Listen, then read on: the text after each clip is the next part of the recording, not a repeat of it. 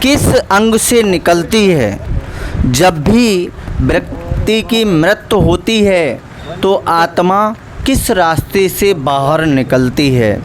आत्मा के बारे में तमाम चीज़ें तमाम विद्वानों ने बताई हैं। हर जीवित व्यक्ति के अंदर आत्मा मौजूद रहती है। जैसे ही यह शरीर से निकल जाती है, शरीर निर्जीव हो जाता है। यानी आत्मा एक जीव है जिसके चले जाने से शरीर जीव विहीन हो जाता है, और वह जैसे ही जीव विहीन होता है और बॉडी सड़ने लगती है, शरीर का कोई भरोसा नहीं कब ख़त्म हो जाए, इससे कब आत्मा निकल जाए। शरीर से जुड़े सारे नाते रिश्ते सब खत्म हो जाते हैं। गीता में श्री कृष्ण जी कहते हैं, मैं हर व्यक्ति में आत्मा रूप में मौजूद हूँ। यानी यह आत्मा ईश्वर का स्वरूप होती है।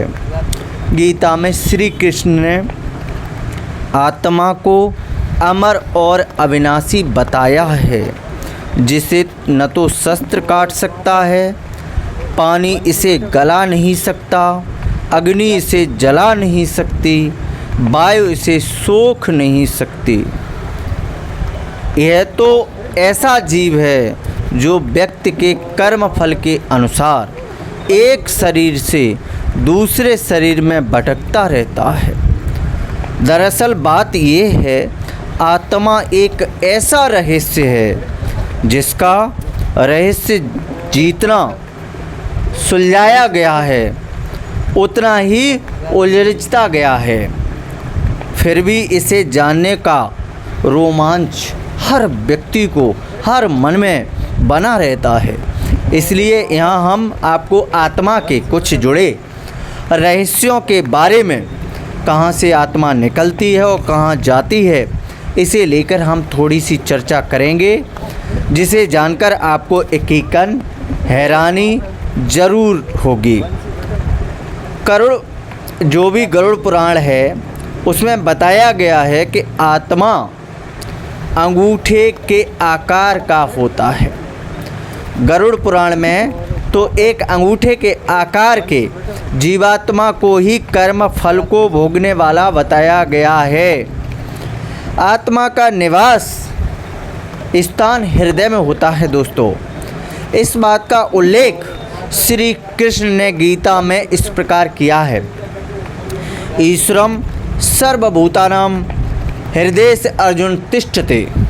यानी शरीर में आत्मा का वास, यानी जहाँ पर भी वास होता है वहाँ शरीर में ही आत्मा का वास होता है। आत्मा प्रकाश पुंज है जो सूक्ष्म शरीर के रूप में जीवित व्यक्ति हैं उनके अंदर मौजूद रहती है। सूक्ष्म शरीर के आँख, कान, मुख तथा हाथ पैर नहीं होते हैं, फिर भी यह देख सकता है, सुन सकता है, बोल सकता है और स्पर्श कर सकता है। कौन? आत्मा। आत्मा के रंग के बारे में ऋषि मुनियों ने कई शोध किए हैं, जिसमें यह अनुमान लगाया गया है कि आत्मा का रंग नीला या आसमानी होता है।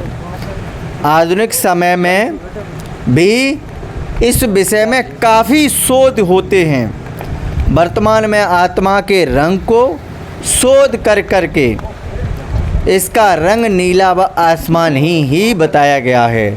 वैसे यह आसमानी रंग को अधिक करीब मानते हैं। मृत्यु के समय आत्मा अपने कर्मों को समेटकर अपनी अधूरी इच्छाओं को पूरी करने के लिए अन्य शरीर की खोज में चल देती है और कर्मों के अनुसार ही नया शरीर भोगने को दोस्तों मिलता है। आत्मा जिसकी भी मृत्यु अचेत अवस्था में यानी कम उम्र में हो जाती है तो उसको उतने दिन भटकना होता है जितने दिन उसकी लिखकर ऊपर से आई है।